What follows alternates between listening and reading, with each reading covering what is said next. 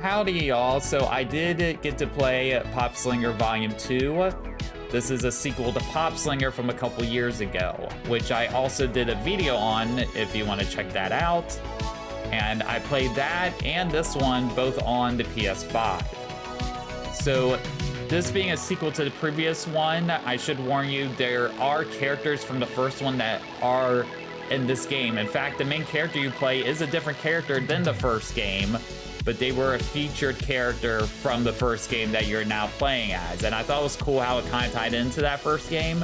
So I would say if you're interested in hopping into this, you could play this one first, but story-wise, a couple moments might not be as impactful for you just because you don't have those established relationships from the first game. So I would say play the first game before playing this one in terms of story and characters. Now, having said that, the experience for me was fun. I did enjoy playing the first game. It plays like a shmup with a bit of that 2D fighting beat 'em up style. It's like a mix of that, where you're moving from left to right of the screen, but instead of just punching and kicking enemies, you are just shooting them. And it's one of those games you can hold the button down, just constantly be shooting. You have different weapons you can switch between.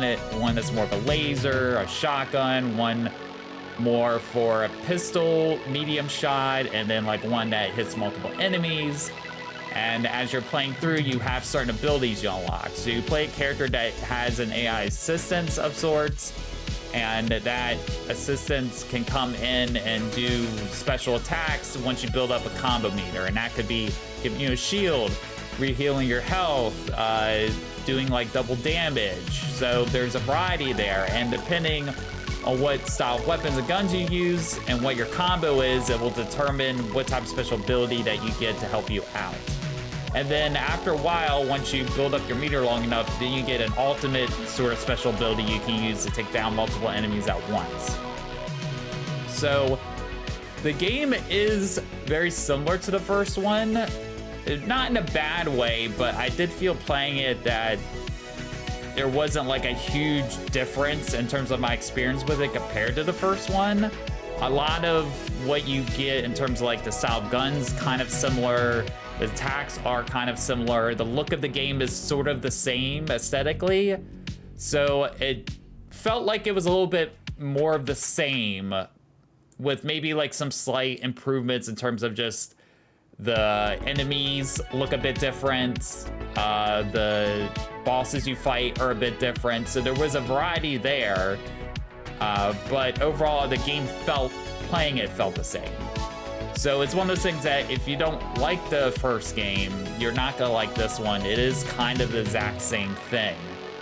So it was fun for me to go back and go into that world to play PopSlinger, because it'd been such a long time since the first one. It did feel kind of fresh and new to me. But playing one after another, I feel like might not be the best recommendation. You might want to play the first one, give yourself a little bit of time and distance, then go back and play the second one.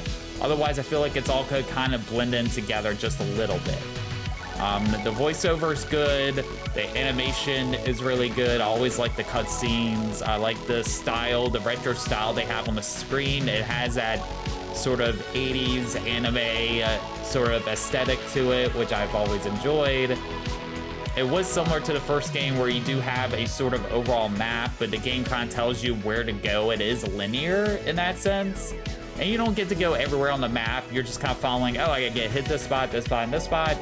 And then with kind of beat 'em ups and those style of games back in the day, you do get points and you get rankings, so A, B, C, or D, and then you have to get past a certain ranking at certain points to kind of move on to the main show of the game and like one of the main bosses. So I definitely recommend checking out the first game, and then if you like it, check this one.